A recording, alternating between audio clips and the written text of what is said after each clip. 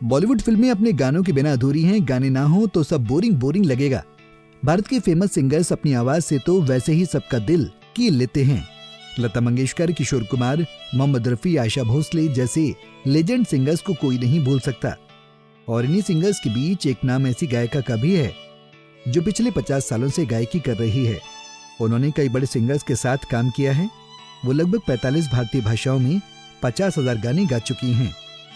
उनकी दिलकश आवाज के बहुत से फैन हैं। जी, हम बात कर रहे हैं कविता कृष्णमूर्ति की।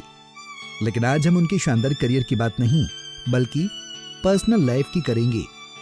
तमिल में जन्मी कृष्णमूर्ति ने साल 1976 से प्लेबैक सिंगिंग की शुरुआत की थी। उनका बचपन का नाम शारदा था। उनके पिता शिक्षा मंत्रालय के कर्मचारी थे।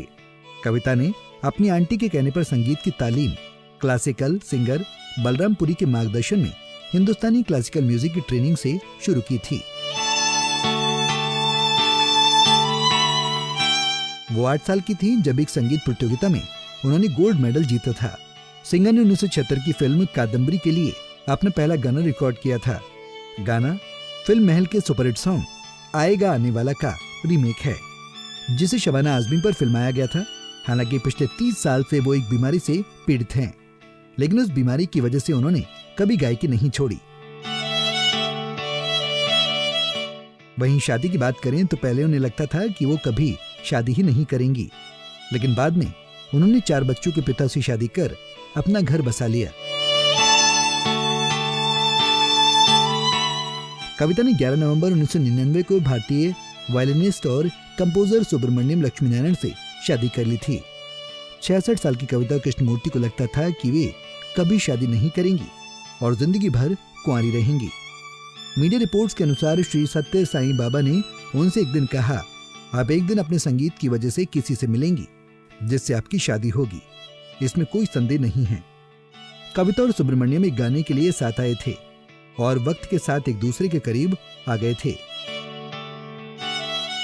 सुब्रमण्यम पहली पत्नी के देहांत के बाद अपने 4 बच्चों की परवरिश अच्छे से नहीं कर पा रहे थे। इस मुश्किल वक्त में उन्हें कविता का साथ मिला।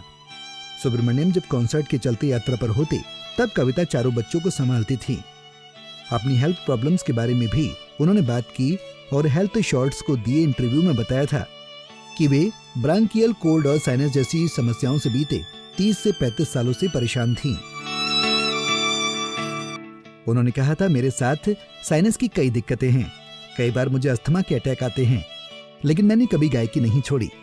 ये लड़ाई है जो मैंने कई बार जीती है। सच में ये काबिल तारीफ है कि आप अपनी बड़ी हेल्थ प्रॉब्लम होने के बावजूद अपना पैशन को नहीं छोड़ते।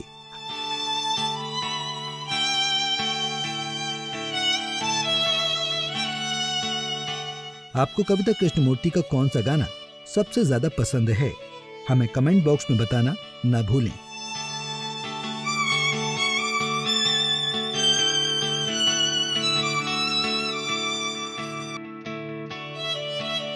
नारी से जुड़ी मोर अपडेट्स के लिए हमारे इंस्टाग्राम को फॉलो, फेसबुक को लाइक और यूट्यूब चैनल सब्सक्राइब करना ना भूलें।